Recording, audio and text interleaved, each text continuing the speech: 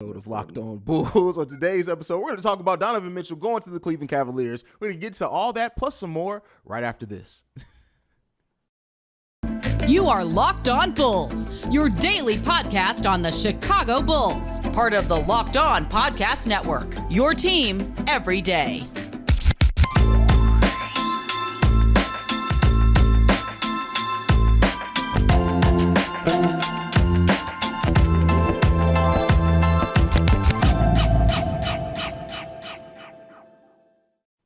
Welcome to another episode of Locked On Bulls, member of the Locked On Podcast Network, where it's your team every day. That's Pat, the designer, host and creator of the Windy City Breeze. I'm Haize, host and creator of Chicago Bulls Central. I don't know what you're laughing at. Ain't nothing funny, bro. The Bulls didn't make the trade. Ain't nothing funny. I'm laughing because I didn't realize we was going live.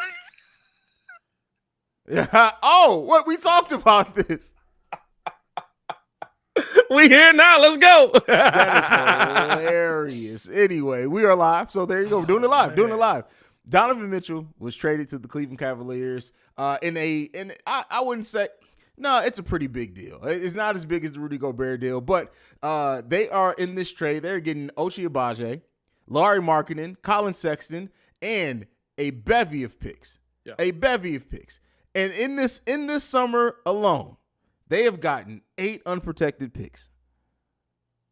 What do you think about the deal that went down? What do you think about Lauri going over to Utah now? Colin Sexton, Ochai Agbaji, me and you both kind of liked him when we did our draft profiles. That's a nice prospect as well to get. Yeah. So the Utah Jazz walk away with 2 of the prospects that me and you liked a lot in this draft through the trades they've gotten. Hey, I didn't even think about that, did you? Walked away. No, I did. I walked away with 2 of the prospects that both of us were like, we take it over this guy. Yeah. We take him over this guy. I mean, at the end of the day, right, like, I like this deal for both sides, I guess, if you can say that, right? Like, I think that you have to like the fact that Utah not only got back draft capital, but also got back a really, really, really good player in Colin Sexton. Granted, coming off of injury, and you hope that he's able to come back 100% mentally right, able to come back 100% ready to go. But he looked pretty good just in the preseason. You know, I got to drop the Instagram video cooking mugs real quick, video drop. But at the end of the day, right, like, I look at this as you could have made this deal by just letting Colin Sexton come back. That's how it feels to me. I feel like you traded a lot of draft capital just to have the security and the peace of mind that this dude's ACL doesn't have any issues.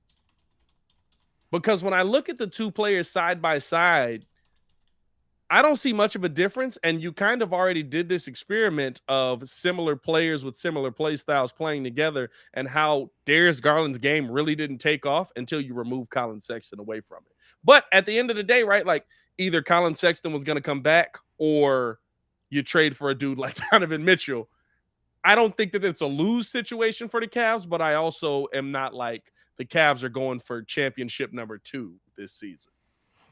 Well, I think in my opinion, like, they get the better player, regardless of, and they get a player without the injury concern of an ACL. They also get a player that maybe jumpstarts their timeline a little bit better. Could at the end of it, by the end of their careers, in a couple of years, could Colin Sexton be as good as Donovan Mithcell? Absolutely. But I look at the difference between it. Donovan Mithcell does bring playoff experience, which this team is looking to get into the playoffs. Colin Sexton doesn't do that. Donovan Mitchell's been in the league 1 year longer. I'm not sure the age difference. He's a better scorer than him. Literally 25 to 24. It's 23 and Donovan Mitchell's 25. Okay. Yeah. Donovan Mithcell, better rebounder, better passer. So while they're similar players, I don't look at them as being the same. And I think also when you look at having Darius Garland there and what Garland does, I think that Donovan Mithcell can fit next to that better than Colin Sexton just by way of how he scores the ball. Not the percentages, not the number, but how Donovan Mithcell goes about getting his points. I see that as a better fit next to Garland than I do Colin Sexton being that. How are we saying that he's going about getting his points, though, right? I mean, like, he takes 10 3-pointers a game. He makes 3 of them. That's not good. You're right. You know what I'm saying? Like, I think that's the thing. Also was that Utah's never had the best shooting team either. Hopefully now, keep in mind, he's going to be on a team that has much better shooters out there than what he's ever had in Utah.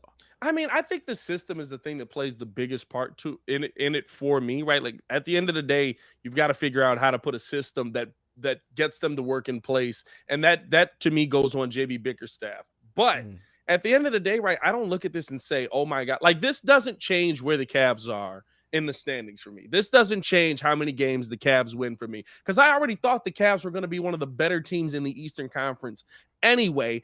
And I figured at this point they were just bringing back Colin Sexton. We never heard about the Cavs getting in on the Donovan Mitchell stuff. Like, never. Like they just came out of nowhere. They were like, hey, so since the Knicks are effing up, I'll take Donovan. I got nothing to lose. I'll take Donovan. Like, I don't look at this team and say that they're leaps and bounds better just because I feel like this player was already in your building and you got a more experienced version of it. I do think you got playoff experience. I do think that you've got a guy who more so probably knows how to get his shot already. Like Colin Sexton's still developing into this kind of player. But on the Cavs side, right, I feel like you kind of stood pat. In my mind, you didn't get leaps and bounds better. Maybe you got a little bit better. On Utah side, I think you got an amazing steal out of this. You got a player very similar to Donovan Mitchell, maybe a point per game difference. You got a player that's very similar to Donovan Mitchell already. You've got a ton of draft capital. You've got two young bigs that you can work with. I don't know if this is where Larry Marketing makes his big comeback, but you've got two young bigs that you can work with. Which I think that you also have, Ochai Agbaji. Me and you both liked what Ochai Agbaji brings to a game. He's somebody that can absolutely get an opportunity there. And if you really want to try and contend this year, you've got these picks no matter what. If you really want to try and contend this year, you still got Jordan Clarkson on your team, who's a really good player. Now, I don't know about contend. Maybe contend's the wrong word to use there. But if you still want to be competitive this year, you can still field a very competitive team this season. This is true.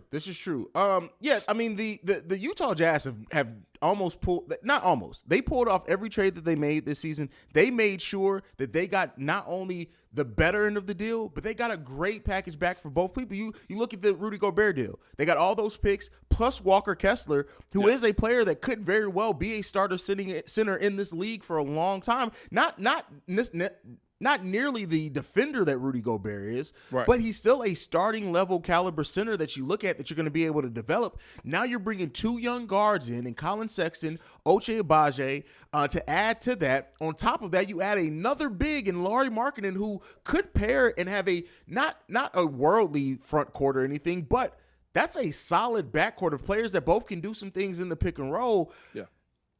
I'm looking at the Utah Jazz and saying this may be the best on-the-fly rebuild we've seen in the last decade, brother. When you throw in 13 unprotected picks on top, they're not gonna be bad long. Yeah, if they have a down season, it'll probably be this season because you're trying to fit everything together. And I think that you have to figure out who your real head coach is long term. There, have they rehired somebody yet? I don't follow the Jazz at all enough to where I can say that I wouldn't even feel confident in answering that. Gonna have to ask David Locke over on Locked On Jazz. You know what I mean? But I don't know if they've even rehired a coach yet. So there's some rebuilding that's got to be done there. But they're not gonna be the OKC Thunder. No, they're not. Like literally, you can see a world in which this season, depending on how things come together, they're not going to be a playoff spot team. But you can see a world in which maybe they're right outside the play-in. Looks like they do have a new head coach, 34-year-old Will Hardy. Well, he's going to have a nice time to develop and his players in his system down there. So we're going to see what he has. You know, this would be a perfect job for Vinny Del Negro. It would. This would be a perfect job for Vinny Del Negro. I don't disagree there, right? Because it's like you got to get the development there. You got to move guys up. And maybe there's nobody in the front office that wants to fight you. Yeah, I mean, maybe. We'll see. I guess Will Hardy is from he was an assistant on the Celtics staff. That news went clean over my head. So I don't follow the Jazz at all. I don't care about the Jazz. But so with that being said, whole topic's about the Jazz. With that being said, though, what the Utah Jazz have done this summer is the type of moves that you want to see. Like they bring in talent that you can look at now, that you can develop now. They have 13 first-round picks from now to 2029. That's 13 picks over the course of freaking 7 years. If they don't hit a star in those 13 picks, that has to be one of the biggest failures. Like, that's on you. In this NBA, it's all about as many bites at the apple as that you can get. They gave themselves 13 bites at the apple. If you get 13 bites and you don't hit something, that's on you. And here's the big part. They might not be done. What if they move Clarkson? What if they move I think Bojan? they have to. I mean, like, they might not be done. Why pay them the money? Well, I mean, it depends on how competitive you want to be, right? It depends on what you want to try and do. Like, if you feel like you're not going to be bad long and you feel like you can build something up, then you hold on to those guys, because being able to entice free agents to your team is going to be a lot easier if you're like, hey, we got Colin Sexton who's putting up 25 plus a game, and we got Jordan Clarkson who's a 6th man of the year candidate every single season. We want to add on to that with what you guys, with this young aspiring team that we already have. So I think there's something to be said about still having those guys in the building. But no, I agree with you, dog. This is a team. Hey, shout out to the Jazz for what they did and how they decided to go about their rebuild, moving both their cornerstones and bringing in solid pieces and first-round picks. Next up, though, we're going to talk about how this could affect the Eastern Conference playoff race, and more specifically the Bulls. But first, I got a message from you guys from NHTSA. Are you done? Are you one of those people who thinks it's okay to drive stoned? Well, what's the worst that can happen? You end up driving below the speed limit. It's no big deal, right? Wrong. The truth is your reaction times slow way down when you're high. You not only put yourself in danger, but everyone around you. Talk about a buzzkill? Stop kidding yourself. It's not okay to drive high. If you've been using marijuana in any form, don't get behind the wheel. If you feel different, you drive different. Drive high, get a DUI. I'm going to get fired doing that ad read. I can't help but to laugh during that ad read. As we come into our second topic, man, we want to break down how the Donovan Mithcell trade is going to affect not only the Eastern Conference standings, but the Chicago Bulls. I mean, Haize, how you feeling about that, man? I mean, I'll tell you what, man. I don't know if I'm shaking in my boots. No, it's Cleveland. I don't care. Nobody cares about the city of Cleveland. Nobody cares about the Cavs. Nobody does any. Listen, the Cavs were a very solid team last season. They gave us some work in the last game that we played them, and they got some young players that have some promise in this league. But the Cavs are going to Cav. They are going to find a way for this to be, at the most, I look at the Cavs and I say, hey, listen, thank you. Thank you for that 8 seed. Yeah. I don't know, man. I feel like the Cavs are going to be one of the better teams because of who they have on the interior, not because of the guards that they have. I'll tell you this, right? You better hope that that interior is as strong defensively as it was in seasons previous, because they're going to need to be, because your front court now basically is no defense paired with minimal defense paired with, I don't even know. Are we putting Karis LeVert at the 3? Is that what it's going here? Karis LeVert's going to be a 3? Do you remember when we had a midget backcourt? Yeah, a lot. That's all I'm going to say with it. That's my thoughts on it. It's just one of those things that I look at and I say, okay, like, where are the Cleveland Cavaliers really going here? I still have the Cleveland Cavaliers as a top, I don't know, I'd say top 6 team, but they're probably 6 in the Eastern Conference. I've got them over the Hawks. I always had them over the Hawks. I've got them over New York for sure. I've always had them over New York. I've got them over, I don't know if I got them over Brooklyn. Depends on what Brooklyn's doing, right? Brooklyn might all hate each other at this point. I don't know. But if they don't, they're a top team. If they do, they're not. But I've never had the Cavaliers over the Bulls. I've never said that the Bulls were going to lose to the Cavaliers. And Donovan Mithcell doesn't change that for me. Donovan Mithcell being added to this team doesn't all of a sudden make me worry about how are the Bulls going to slow down or not get past the 6'1" shooting guard. And the 6'1" point guard. And the 6'1" point guard. Is Darius Garland 6'1"? Darius Garland is 6'1". I was giving him at least 6'3". Hey, he's 6'1". I'm going to say this right now. Ayo Dosunmu is going to get a second son this season. I'm going to leave it at that when it comes to the Cleveland Cavaliers. I think this is the question that you got to ask when you're talking about, right? Like, how does Cleveland stack up in the Eastern Conference here? Like, is it still going to be that front court that was so versatile that's the focal point, or is the focal point all of a sudden Donovan Mithcell now? Because there seems to be this mindset out there that Donovan Mitchell is going to be willing to take this back seat to Darius Garland and just play the 2 guard and get the opposite shots off of Darius Garland. And I'm like, what Donovan Mitchell have y'all been watching? Oh, he's never had anybody. If he passed the ball to the 7-foot dude that's literally got a 5'5" point guard on him, Jalen Brunson wasn't that small, but if he gave it to him 5 times more, just 5 times more, he would have 20 points in a game. You didn't want to give him the ball. Why am I all of a sudden to believe that he's going to be like, yeah, the backseat's cool. I like riding back here. Hey, you know something that made me realize that this trade wasn't going to work the way. Like, don't get me wrong. The talent, if you're just looking at talent on roster, they got a lot of talent. But why this backcourt may not work is look at Donovan Mitchell's usage rate. Look at Darius Garland's usage rate. Unless they figure it out, it ain't going to be a lot of shots for anybody else on the court. Well, and that's the thing. It's a lot on JB Bickerstaff. And I'll tell you this, a lot of my confidence in what the Cavs were going to be able to do was on Evan Mobley. It wasn't on Darius Garland. Where do you think Donovan Mitchell has ranked as far as usage rate in the last 5 years? Top 5. 3. Top 5 for sure. He's got to be 70%. He has a higher usage rate than LeBron James. He's got to be at 70%.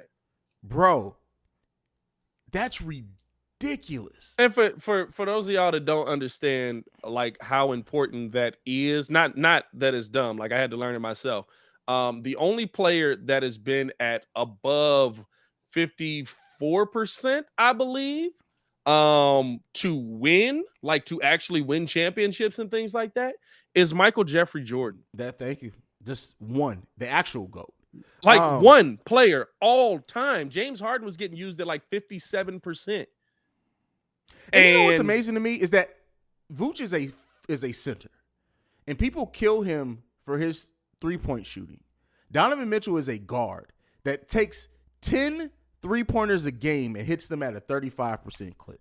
He's incredibly inefficient. Yes, he can put up big numbers, but and this is why I said this, right? This is why I said I'm not worried about all of a sudden Cleveland taking this huge jump above us, because I didn't have Cleveland above us with Colin Sexton. Colin Sexton and him are the same dude. Colin not the same dude, bro. They get their points. Colin had a year off.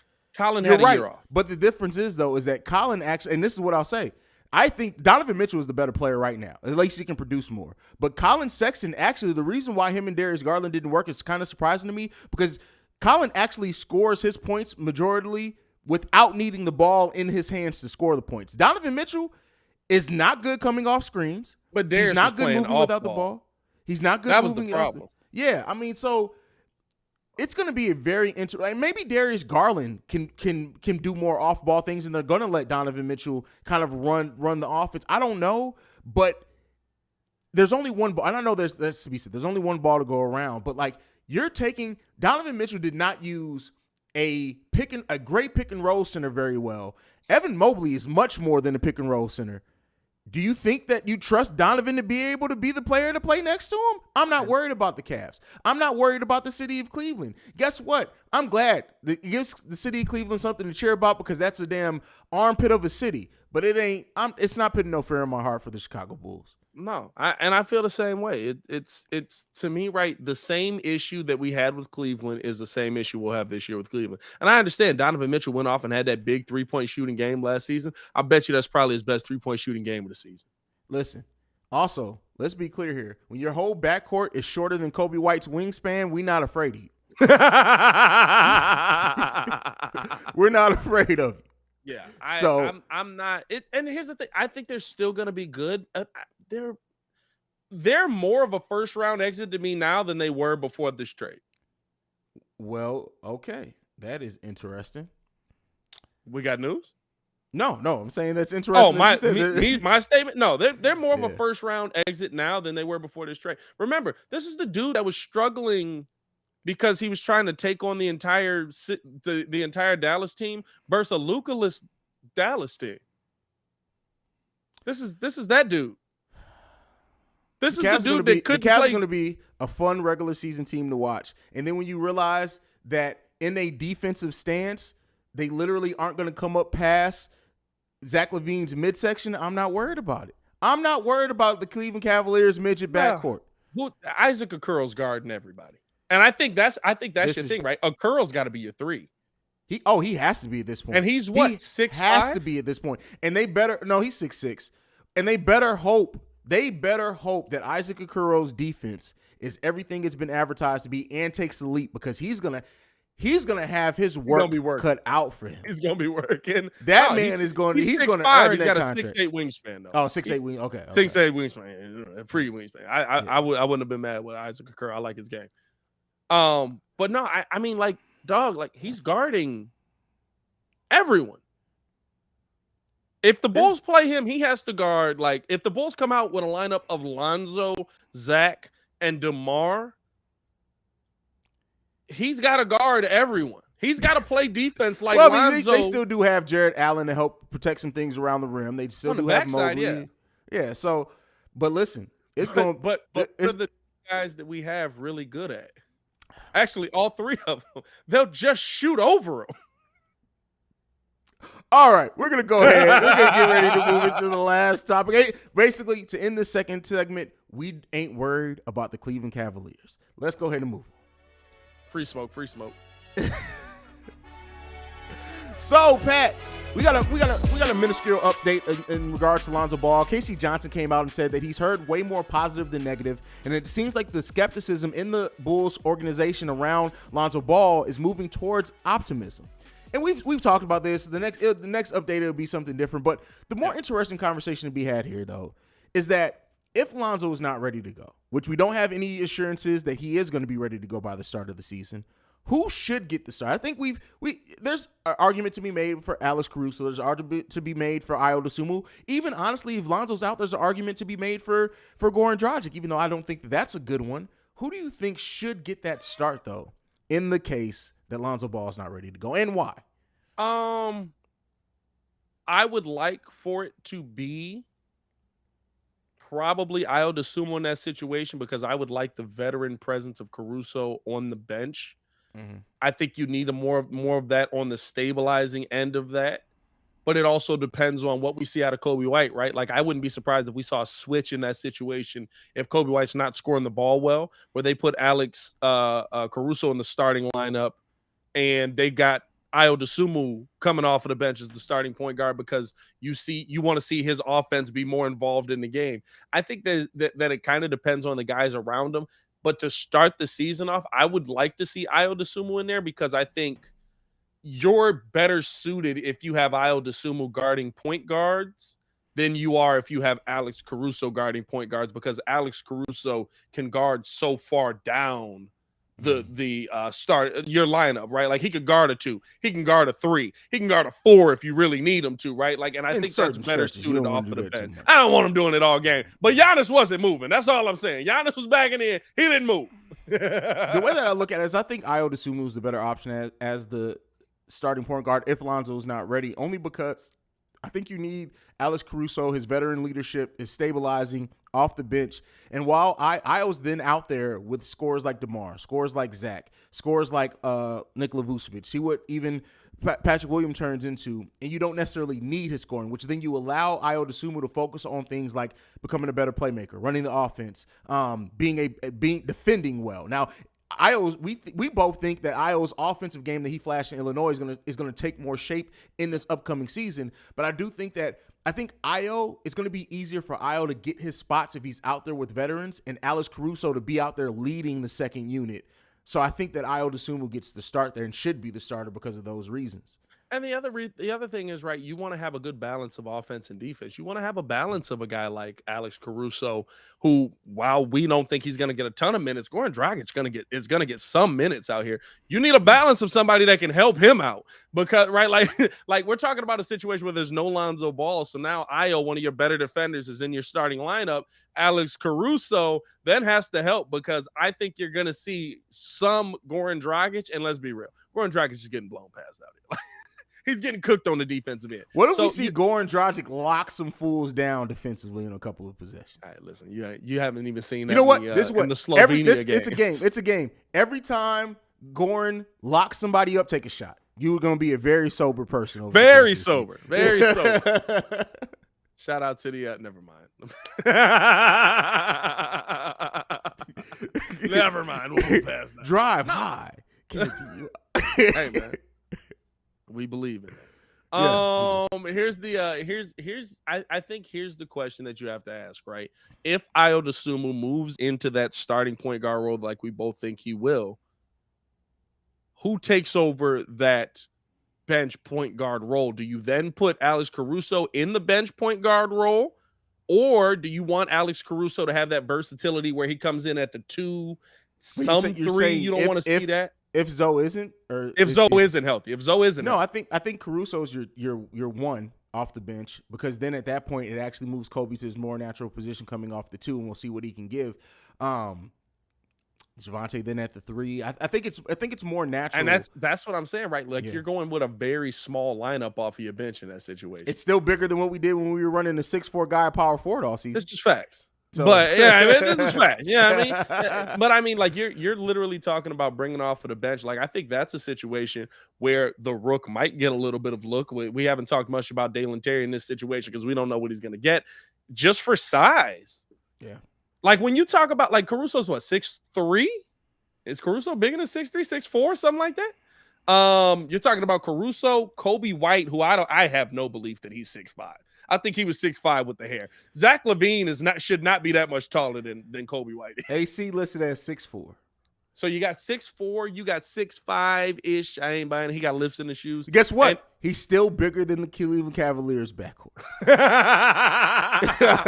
Even at his shortest, he's taller than the Cavs backcourt. Without shoes. We can run our backcourt without shoes, and they're still taller than the Cavs. Barefooted.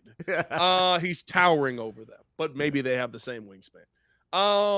But I don't know, man. I feel like that might be a situation where you see Dragic get more look at the point guard position. You see, just based on how it's going to line up defensively. Like on the defensive end, you're going to be so small, you're going to have Caruso guarding your bigger player. Yeah. And I don't know if that's going to work well with him. You have Javonte. Javonte can guard bigger players. Javonte looks like Javonte should be in the Cavs backcourt. Like that. Like I'm not buying 6'4" with Javonte either. Like Javonte's the tall 2 guard for them, bro. Like I'm not buying 6'4" with Javonte either, bro. What? How did we get here? Hold on, let me put my glasses on so I could actually not flip out. I have no rebuttal for what you said. I have none. I just try to formulate one. I don't have a single one. I got Javonte at 6'5". Stop, bro. Oh, Javonte's no way 6'5". Come on, fam. Cap. Cap. Here's a question for you. All jokes aside, if Lonzo's not ready to go, and we're talking about how that bench rotation works, do you think that opens the door more so while we're talking about Javonte, a 6'7" Dalen Terry to come out there and provide some size? Well, that's what I was saying. saying. You know, I think that's a situation where you could see Dalen Terry come in at your 3. Right? Like that's your best case scenario. And I think that's still a stronger defensive lineup. While I love Javonte's defense, and I think that a lineup of Javonte and Caruso is clamps, I think that's where you got to look at a 6'7" Dalen Terry and say, all right, Rook, we need defense and we need size, and you provide somewhat of both of those. So no Derrick Jones Jr.? Did we just both forget? Like what DJ? I really don't know about DJ. What is he? A player, an NBA player. Like keep in mind, he's one of 15 to me. He was the most successful last year playing backup centers, the most successful that we had. That Lonzo Ball, Derrick Jones Jr. pick and roll did become a weapon at one point in the season for the Chicago Bulls. DJJ is small ball. Yeah, I think he's your small ball 4 or 5. Okay, but that again, small ball is just Chicago Bulls basketball at this point as we're talking. No, we got 7-footers now, bro. We got 7-footers out here. We got 3 of them. Do you think Marko Simonovic is going to crack the rotation next season? I do. I think he's your backup 4. I think Marco's your backup 4. I mean, hey, if it happens, I'm not mad. If Billy Donovan likes it, Billy might hate him. I think Billy hated him, bro. Like, we had no 7-footers last year, and they were like, we're not playing. And somebody in the chat just said Derrick Jones Jr. is a small forward. No, he's not. He's played 0 minutes as the small forward for the Chicago Bulls last season. Maybe for another team. He's supposed to be a small forward. In this team, he's a 4. He was playing 4 and 5 for us last season. He played more at the 5 than what he ever sniffed at the 3 last season. And I mean, that might be your small ball running gun type lineup there. I don't know. I think that's the most interesting thing about what's coming into this season what the heck are the Bulls going to do with this lineup? Like the starting lineup, you kind of know, but this bench rotation, you got a lot of players that you wouldn't be surprised if they cracked rotation. I wouldn't be shocked if Javonte's playing more than 10 minutes a game. I wouldn't be shocked if DJJ's playing more than 10 minutes a game, but I'm also not shocked if Dragic does it or Dalen Terry. It's going to be, like I've said that too, it's going to be one of the more interesting things to see just how this rotation shakes out. Yeah. Billy Donovan and the coaching staff has the work cut out for him, but, shout out to them there. But, hey, that is it for us for today, brother. Hey, man, follow us on everything at Locked On Bulls. And make sure you follow your boy on everything at Pat the Designer. Appreciate y'all for tuning in and showing love, man. And you can follow me at CEO Haize, CEOHAIZE. Thank you for tuning in to Locked On Bulls and making us your first listen every day. Now for your second listen, go and check it on Locked On NBA. We're the Locked On experts. We'll break down all this latest news, rumors, and developments going on in the NBA in 30 minutes or less. You can get them wherever you get your podcasts. For Pat the Designer, I'm Haize. This is Locked On Bulls. We out. Peace, y'all.